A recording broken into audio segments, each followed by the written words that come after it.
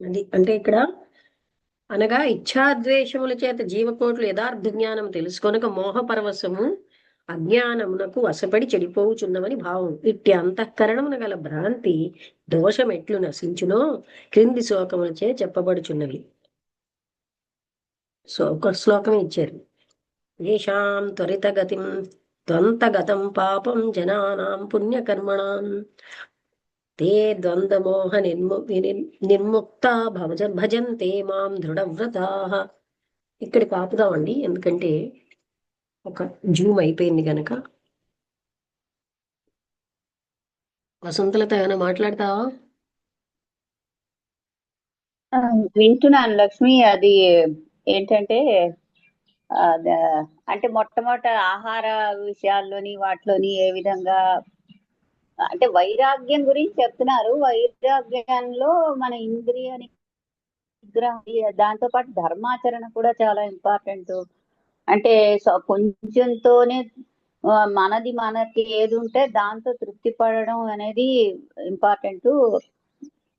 పరుల్ని ఆశ్రయించి డబ్బు విపరీతంగా అంటే అన్యాయంగా సంపాదించి చాలా ఈ కాలంలో చాలా మంది లగ్జరీస్ అలాగా ఎవరో ఏదో ఇస్తానంటే వాటి వెనకాతల పడివి ఎవరైనా చూడు నీకు పెడతాను డబ్బు అంటే వెళ్ళిపోతూ ఉంటారు. అది అలా కాకుండా సొంతంగా ఏదో ఆర్జించుకుంటే దానిలో నువ్వు నీ అనుభవాలు ఉంచుకోవాలి. కంఫర్ట్స్ అన్ని అది చెప్పారు. తర్వాత ఆహార నియమాల్లో ఏంటంటే ఏ ఆహారం మనం తింటామో దాని తాలూకా ఇది మన బుద్ధి మీద కూడా పడుతుంది. ఆహార తాలూకు ప్రభావం అదే చెప్పారు కదా, విపరీతమైనటువంటి పులుపు, ఉప్పు, కారం ఇవన్నీ తిన్న వాళ్ళ తాలూకా గుణం ఎలా ఉంటుంది, తర్వాత సత్వగుణాలు ఎలా ఉంటాయి, ఆహారం మీద రాజస తామస సత్వగుణాలు ఇవన్నీ కూడా చాలా ఆధారమై ఉంటుంది ఆహారం మీద. తర్వాత ఇంద్రియ నిగ్రహం ఎంతగా ఇది అంటే విషయవాసనలు ఎంత బలంగా ఉంటాయంటే మీదకెళ్ళిన వాడు కూడా కింద పడిపోవడానికి చాలా ఈజీ అవుతుంది. ఈజీగానే అంటే ఈజీగా పడిపోతాడు. అది మెయింటైన్ చేసుకోగలడం కూడా చాలా, దానికి నిష్ఠ, కర్మనిష్ట అన్ని ఉంచుకొని వివేకంగా బతకడం అనేది ఉంటే ఆ తెచ్చుకున్న జ్ఞానము మళ్ళీ పడిపోదు. లేకపోతే అవి ఎంత అంటే ఈజీగా టెంప్టేషన్స్ అనేవి సంసారంలో ఎన్ని ఎక్కువ ఉంటాయంటే దాని నుంచి బయటపడడం చాలా కష్టం. పెద్ద పెద్ద వాళ్ళే అంత మీద వరకు వెళ్ళి కింద పడ్డారు. సో ఆ విషయం గురించి చెప్పారు. కరెక్టే. అంటే చాలా మంది ఏం చెప్తారంటే జ్ఞానం పొందాక వాళ్ళు ఏ ఇంద్రియ మనోనిగ్రహాలు పాటించక్కర్లేదు, అది చాలా తప్పు అనమాట.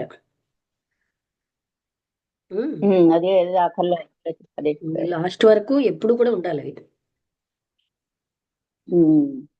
అది ఇవాళంతా భగవద్గీత శ్లోకాలే చెప్తున్నారు. అవునవును. అంటే ఆయన చెప్పిన దానికి ఇవాళ భగవద్గీత శ్లోకాల అకేషన్ బాగుంది. అన్ని ఆల్మోస్ట్ మొదటి నుంచి ఆఖరి వరకు కూడా. అవునవును, చాలా సార్లు తీసుకుంటారు ఆయన. ఇంకా ఎన్నిట్లోంచో తీసుకుంటారు, కానీ అక్కడ అప్రోప్రియేట్ గా ఏం అవసరమో అది తీసుకుంటున్నారు. బాగుంది. అంటే ఆ భగవద్గీత శ్లోకాలు వింటూ ఉంటే అంటే సొంతంగా చదవడం అనేది ఏం పెద్ద చెయ్యను, కానీ ఇలా వింటూ ఉంటే ఒకప్పుడు చదివిన జ్ఞాపకం వచ్చి ఆ తర్వాత ఏంటంటే ఈ శ్లోకాలు ఎలాంటివంటే జీవితంలో అనుభవం పెరుగుతున్న కొద్దీ వీటి తాలూకు మీనింగ్స్ చాలా లోతుగా గ్రహించగలుగుతాం. ముందు చదివిన దానికంటే తర్వాత అనుభవ అంటే మిగతా విషయాలు కూడా వింటూ ఉండే అవన్నీ వాటి రిలేట్ చేసుకుంటూ ఉంటే అవి చాలా చాలా అప్రోప్రియేట్ గా అనిపిస్తుంది. లేకపోతే నాకు భగవద్గీత పెద్దగా ఏం తెలీదు. నేను ఎప్పుడో ఈ 2020 నుంచే నేను మొదలు పెట్టుకొని చదువుకున్నాను అంతే. అంతవరకు నాకు గీత అనే ఓ పుస్తకం ఉన్నదని తెలుసు అంతే తప్ప దాంట్లో అయితే పరిత్రాణాయ సాధూనాం అలాంటివేవో ఒకటో రెండో శ్లోకాలు తప్ప అసలు అన్ని అధ్యాయాలు దాంట్లో ఏ అకేషన్లు ఏ విధంగా కృష్ణుడు బోధించాడు అవన్నీ చాలా మొదట చదివినప్పుడు ఉత్తి చదవడమే అయింది, లాంగ్వేజే. ఆ తర్వాత ఇప్పుడు ఏమిటంటే ఇవన్నీ చదువుతూ ఉండి మిగతా కాంటెక్స్ట్లతో చదువుతున్నప్పుడు వీటి అర్థాలు ఇంకా బాగా బోధపడుతూ. అది బాగా అక్కడ ఉపయోగిస్తున్నారు. ఇప్పుడు నువ్వు ఈ తమో భాస్కరం విషయంతో చదివా, మరో దాంట్లో మరో విధంగా చెప్తారు, ఏదో ఇంకో రకం అష్టావక్రగీతవు ఏదో, లేకపోతే మరొకటి, ఇవన్నీ వస్తూనే ఉంటాయి. ఆఖరి జ్ఞానం తాలూకు స్వరూపం అదే కదా. అంటే ఆత్మజ్ఞానం తాలూకు స్వరూపం ఒకటే. అది అది రకరకాల విధాలుగా చెప్పగలచ్చు. దుర్గా రామలక్ష్మి గారు, మీరేమైనా మాట్లాడతారా? అదేనండి, ఇంద్రియ నిగ్రహం, ఆహార నియమాలు, మొమెంటం మనం బాగా అలర్ట్ గా ఉండాలి. ఏది మనం వీడినా మన పతనం మాత్రం తప్పదు. పెద్ద పెద్ద వాళ్ళు ఎలా అయినా సరే ఎప్పటికప్పుడు జాగరూకతతో, ఎరుకతో, అవేర్నెస్తో ఉండాలి. మనం చేసే ప్రతిదీ ఇంద్రియాల వెంట, మనసు వెంట, ఆహారాల వెంట అవన్నీ పోకుండా అని చెప్పేసి వసంతలత గారు కూడా చాలా బాగా చెప్తారు. వసంతలత బాగానే గ్రహించుతున్నది. అంటే అవతల కృష్ణమూర్తి గారిది చెప్తోంది బాగానే. అవునండి, ధారణ బాగా పెట్టుకుంది. అవును. అంటే లక్ష్మి ఈ మధ్యన అంటే కొన్ని తత్వ విధానంద గారివి వాటివి వింటూ ఉంటాను లక్ష్మి. నాకు చాలా చాలా అంటే ఎంతో అన్నట్టు ఏదో అంటే కొంత అంత జ్ఞానం లేకపోయినా సరే వింటూ ఉంటే నాకేంటంటే మీరు చెప్పిన విషయాలు అవన్నీ ఏంటంటే ఒక సమగ్రంగా సమన్వయం అవుతూ ఉంటే అది ముఖ్యంగా తత్వ విధానానంద గారిని వినడం వల్ల అంటే నీకు అర్థమై ఉంటుంది. ఆయన బాగా అంటే సైంటిఫిక్ గా చెప్తారు, ఏ మూర్ఖత్వం తీసి పారేస్తారు. చాలా చెప్తారు. సైన్స్, ఫిజిక్స్, అయ్యో ఎన్ని థియరీస్ గురించి. నేను కొన్ని థియరీలు అతను చెప్తుంటే నాకు బోధపడక మా పిల్లల్ని అడిగాను, ఫిజిక్స్ థియరీలు, క్వాంటమ్ ఫిజిక్స్లు అవి. అయ్యి ఏంటి బాబు అంటే అంటే చాలా అతని జ్ఞానం ఉంది. అదొక్కటే ఆయన కాకుండా కెమిస్ట్రీ రీసెర్చ్ పిహెచ్డి. తర్వాత ఆయన చదవని గ్రంథం గాని అంటే ఎలాగా రీసెర్చ్ లాగా ఈ గ్రంథాలన్నీ చదివారు. చదవడం ఏంటి, ఆయన సన్యాసి తెలుసు కదా. అది ఒక్కటే కదా. సంస్కృతం అబ్బో, చిన్న ధాతు రూపంలో ఎక్కడ తేడా శ్లోకంలో ఉన్నా సరే ఇదేమిటి, ఇది వ్యాకరణానికి విరుద్ధంగా ఉంది అని తక్కుని చెప్పిస్తారు అసలు. ఇది చాలా అతనికి చాలా ఎంత ఉందో అనిపిస్తుంది వింటూ ఉంటే. కరెక్టే, ఆయనలో అట్లాంటి. అది కాకుండా మనలో ఉన్నవన్నీ జస్ట్ అలా చీపురితో తుడిచినట్టు తుడిచేస్తారండి ఆయన. అదే వసంత గారు వస్తుంటారు కదా, ఆవిడ ఏమన్నారంటే విశాఖపట్నంలో మీ దగ్గరికి రావడం వల్ల నాకు తత్వ విధానంద గారు అర్థమయ్యారు. మీరు ఎలా అన్ని కొట్టి పారేస్తారు, ఆయన అలాగే పారేస్తారు.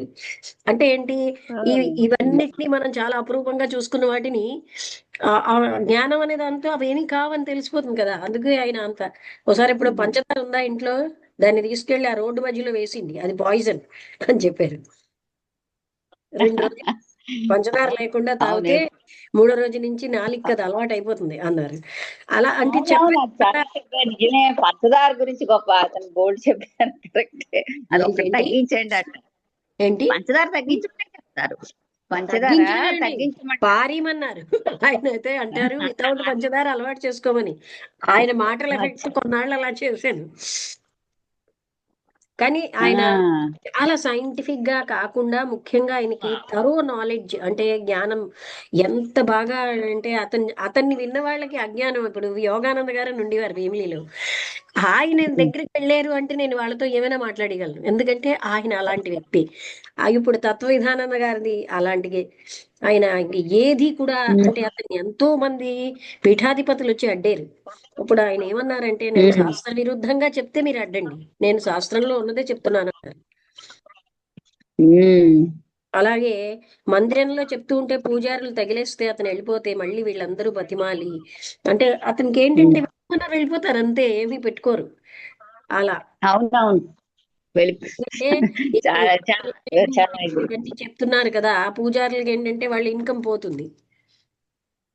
అవును, అది ఆ విషయాలు చాలా చెప్తుంది. అంటే అసలు ఏమీ రాని వాడికి ఎలాగ బిరుదులు అవి ఇచ్చేసి అవార్డులు ఇచ్చిస్తారో నిజంగా తత్వ విధానం గారిని వింటున్నావంటే జ్ఞానం నిలుస్తుంది. అంటే ఆయన నిలుస్తుంది. అదే అంతే అంటున్నాను. ఆ, కారణం మీరందరూ ఇప్పుడు చెప్తూ ఉంటే నాకు అన్ని రిలేట్ అవుతూ ఉంటాయి. ఆహా! నేను ఒక విషయం గ్రహించాను లక్ష్మి. ఇప్పుడు మీ దగ్గర ఏం అనుకోకపోతే అంటే ఒక 2 నిమిషాలు టైం ఉంటే నేను చెప్పు ఆ పర్వాలేదు. ఎక్స్‌పీరియన్స్ చెప్తాను. ఉమ్, ఆ తత్వ విధానాలు గారు ఒకానొక ఏదో ప్రవచనంలో ఆయన అంటే అష్టావకర గీత మీరు చెప్తున్నారు ఇంకో ప్రవచనాలు ఏవో ఉంటూ ఉంటాయి. నేనేమి అతను లైవ్ వినను, నాకు తెలియదు కూడా. నేనేమో రికార్డెడ్ వింటా. అంటే అవును. ఒక ఆవిడ వచ్చిందిట. ఈ అతను అన్నారు చాలా అసలు మనకు కొంత నవ్వు కూడా వస్తుంది. అతను గొప్ప హ్యూమరస్ గా చెప్తారు. చెప్పారు ఈ ప్రపంచంలో ఈ సంసారంలో అన్ని బాధల నుంచి ఆడవాళ్ళు బయటపడగలరేమో గాని పని మనిషి బాధ నుంచి మాత్రం బయటపడలేరండి. ఆ పని మనిషి ఎంత చేసినా నీ చేయడం లేదో సరిగ్గా చేయడం లేదో అలా ఉంటారు, అందరూ ఉంటారు. ఏ ఒక ఆవిడ అతని తాలూకు ఒక భక్తురాలు అలా అదే ఆవిడ పాపం అడిగారట. నేను అన్ని రకాల ప్రలోభాల నుంచి బయటపడుతున్నాను, నాకు అన్ని సత్యాలు కనిపిస్తున్నాయి కానీ నాకు ఈ పని మనిషి బాధ మాత్రం నాకు అది వదలడం లేదండి. దుఃఖంగా చాలా మంది కొంతమంది ఆడవాళ్ళు దుఃఖంలో అయిపోతూ ఉంటారు ఈ పని మనుషుల గురించి. అది నిజమే అనిపిస్తుంది. నువ్వు చూడు ఇక్కడ ఎవరిని అడిస్తే ఆ పని మనిషి గురించి ఏదో వచ్చిన కంప్లైంట్. అప్పుడు అన్నారు అతంట, మీరు ఓ పని చేయండి, పోనీ డబ్బులు ఎక్కువ ఇవ్వండి అంటే అవి చేసామండి, పోనీ రెస్ట్ ఇవ్వండి అది చేసామండి, అయినా సరే ఏం పనికి రాకపోతే నట అయితే ఓ పని చేయండి, మీరు ఎందుకు పెట్టుకున్నారో ఆ పనులు ఆవిడ ఎలా చేసిస్తే అలా చేసినండి. ఆ తర్వాత ఇంకేమిటైతే ఆ అమ్మాయి ఆమె చేయలేని పనులు మీరు కొంచెం చూసేసుకుంటూ ఉండండి రోజును. మీరు ఎక్స్ట్రా కొంచెం పని చేసుకుంటూ ఉంటే మీకు మనసులో ఈ బాధ వ్యధ అనేది ఉండదు. రెండోది దానికి కారణం ఏంటంటే వాళ్ళు మనం ఏదో 4 డబ్బులు ఇంకా ఎక్కువ ఇస్తారేమో అని వాళ్ళకి మనసులో ప్రతి నెల మనకి ప్రమోషన్లు ఎలా పెంపకాలు ఎలా ఉండాలో వాళ్ళకి అలా కోరికలు ఉంటాయి. మనకెంతసేపు మనం డబ్బులు ఇస్తున్నాం కదా అని చెప్పి వాళ్ళు సరిగ్గా పని చేయడం లేదు, ఇలా చేయలేదు అలా చేయలేదు అని చెప్పి గుణుస్తూ ఉంటాము. అది ఆ హ్యూమన్ నేచర్. అప్పుడు అతను అన్నారు ఎక్స్పెక్టేషన్స్. అనమాట, మీరు పని మనిషి అది ఎక్స్పెక్టేషన్స్ మనకి విపరీతం. రెండోది పని మనిషిని అలాగా అది పని మనిషి అని అలా చూడకుండా నేను ఏదో డబ్బులు ఇస్తున్నావు దానికి తగిన విధంగా ఆవిడ వచ్చి ఏదో పని చేసి నీకు హెల్ప్ చేస్తున్నారు. అంట్లు తోమడంలో ఇల్లు తోడడంలో నువ్వు చేసుకోలేని కొన్ని విషయాలు రోజును అలాగే చూడండి, అంతేగాని ఒక మనిషిగా చూడండి. అదే సర్వాత్మభావం చెప్తూ అనమాట. అంతే తప్ప మనకంటే తక్కువ అది నేను చెప్పినట్టు చెయ్యాలి అనేటువంటి భావం మీరు వదిలేశారంటే మీరు ఫ్రీ అయిపోతారు. అలాగా నాకు నిజంగా చాలా మంచి అనిపించింది. నాకు కూడా అలాగే అనిపించింది. ఏమిటి మనం డబ్బులు ఇచ్చినా సరిగ్గా చేయదు, తొడవదు, ఇది చేయదు, అది చేయదు. ఆ తర్వాత ఇవి విన్న తర్వాత నాకు ఏమిటనిపించింది అంటే అది కూడా ఓ మనిషే, అది ఏదో చేసి వెళుతున్నది. మనం దాని తర్వాత చూసుకుందాంలే అని అంటే చెప్తున్నాను. ఆ తత్వం చెప్తున్నాను, తత్వం గురించి చాలా బాగుంది ఆ విషయం. మనుషుల్ని ఎలాగ మనం దుఃఖం లేకుండా ఎలా బతకాలి. ఇంద్రాణి అని 3 స్కూల్స్ ప్రిన్సిపల్ కృష్ణమూర్తి గారి యొక్క చెప్తే ఆవిడ కూతుర్ని కొడైకెనాల్ ఒక ఇంటర్నేషనల్ స్కూల్లో జాయిన్ చేస్తే ఒక ఫారినర్ పెట్టాడు. అందులో చదువుతో పాటు వృత్తి విద్యలు కూడా. ఆ అమ్మాయి ఇంటికి పని మనిషికి అన్ని సాయం చేసేస్తూ ఉండేదిట. అక్కడ అంటే పని మనిషికి కూడా అంటే జీతం ఇస్తున్నారు ఇవన్నీ ఆలోచించకుండా పని మనిషికి అంత సాయం చేస్తారు. ఆ తర్వాత ఏమో ఇంటికి ఆవిడ చెప్పారు ఏ విషయంలో సలహా అడిగినా చాలా బాగా చెప్పేది అని. నేను అక్కడ చదవడం వల్ల మీ అబ్బాయిలో ఏం చూసారని. అంటే వచ్చిన దగ్గర నుంచి పని మనిషితో పాటు తను పని చేసేస్తుంది అన్నారు. అదే అది గొప్ప విషయం. నిజంగా అలా అంటే ఆ రియలైజేషన్ రావడం అనేది కూడా ఓ మనిషే, దానికి ఒక రకమైన వీక్నెస్లు ఉంటాయి. అది మనం అది చూడకుండా ఎంతసేపు మన ధోరణిలోనే మనం చూసుకుంటూ ఉంటాం. అది అక్కడ ఆ విషయం అలాంటివి చాలా విషయాల్లో ఆయన అసలు ఆయనకి తెలియని శాస్త్రం అంటే అది కూడా తెలుసున్నది ఎంతో క్లారిటీతో చెప్తారు. నిజంగా తత్వ విధానంద గారిని వినడం ఒక అదృష్టం. నిజమే అనిపించింది నాకు. అసలు ఎలా ఉంటారో తెలియదు కానీ అదే దీంట్లో కనిపిస్తూ అదే వినడం మొహం చోది అనిపించింది. కానీ చాలా బాగుంటుంది మాత్రం. వింటూ నవ్వు కూడా వస్తుంది. జోక్స్ వేస్తారు కానీ ఆయన ఎక్కువ నవ్వరు, ఏదో కొంచెం నవ్వుతారు. మహా ఒక్కొక్క గొప్ప ఎంటర్టైనింగ్ గా మాట్లాడుతూ ఉంటారు. జై జైల్లో విషయాల గురించి అంటే ఏదో ఒక ఉన్నారు కదా మన పీఠాధిపతి, ఎవరినో ఎక్కడో జయలలిత టైంలోనే ఎప్పుడో దాన్ని కాస్త జైల్లో పెట్టేశారు. జైల్లో పెట్టేసిన తర్వాత అతనికి బెయిల్ కోసం అప్లై చేయడం. అంటే ఇతను అంటున్నాడు, పెద్ద స్పిరిచువల్ గా ఉన్న వాళ్ళకి బెయిల్ ఏమిటండి, వాళ్ళు ఎక్కడున్నా అసలైన జ్ఞాని జైల్లో ఉండని ఇంట్లో ఉండని ఎప్పుడూ హాయిగానే ఉంటాడు అని ఇలా ఏవో అతను గురించి చాలా బాగా చెప్పారు మొత్తం. అంటే మనం ఈ ప్రపంచంలో ఎలా నడుస్తున్నదో, మఠాధిపతులు పీఠాధిపతులు జ్ఞానం ఉన్నది అనుకుంటారు. అసలైన జ్ఞానికి ఎక్కడ ఉన్నా ఫ్రీగానే ఉంటాడు, బెయిల్స్ ఇలాంటివన్నీ ఉండవు. ఇందువే జైలు తను పెట్టుకున్న జైలే మనుషులకి. అసలు జ్ఞానికి జైలు కూడా జైలు కాదు. ఓకే, ముగించేస్తున్నాను. తర్వాత దుర్గా రామలక్ష్మి గారు పుస్తకాలు వచ్చాయని రమణ ఇన్ఫార్మ్ చేశాడు కదా. నాకు ఎవరు ఇన్ఫార్మ్ చేయలేదు, మీరు మెసేజ్ పెట్టారు దాంట్లోనే చూశానండి. కాదు, నిన్న అతను చెప్పాడు పుస్తకాలు పంపించారు, ఇంకా మనీ పంపించాలి మనం. మీకు ఎలా అలాగే. పుస్తకాలు వస్తాయని చూడాలి ఇప్పుడు. మొన్న కడుపూర్ దగ్గరకు వచ్చాయండి, వైజాగ్ వచ్చాయా డైరెక్ట్ గా? వైజాగ్. ఎందుకంటే అక్కడికి కాదండి మేము తెప్పించింది, మాకు కదా. నా పేరుతో నాకేమో అబ్బాయికి ఇచ్చాను హెల్ప్ చేయమని. రమణ అన్న అతను హ్యాండిక్యాప్డ్ గాని చాలా డెడికేటెడ్ గా చేశాడు. తను ట్రాన్స్పోర్ట్ లో పంపిస్తే మనకి తక్కువ పడతాయి, కొరియర్ అయితే ఎక్కువ అవుతుందని ఆయన ట్రాన్స్పోర్ట్ ద్వారా పంపించారు. అయితే ఇతను చెప్పాడు అందరి దగ్గర కలెక్ట్ చేసి ఇవ్వాలి, కొంత టైం పడుతుంది మనీ ఇవ్వడానికంటే ఒప్పుకున్నారు. ఓకే అండి, అంటే ఏదైనా నెంబర్కి ఫోన్ పే చేయమంటే చేస్తాను నేను. రమణ చెప్తాడు మీకు. కొద్దిగా మెసేజ్ పెట్టేస్తే దానికి ఫోన్ పే చేసేస్తానండి. ఓకే. Okay madam. ఓకే అండి, ఉంటాను. సరే అండి, నమస్తే.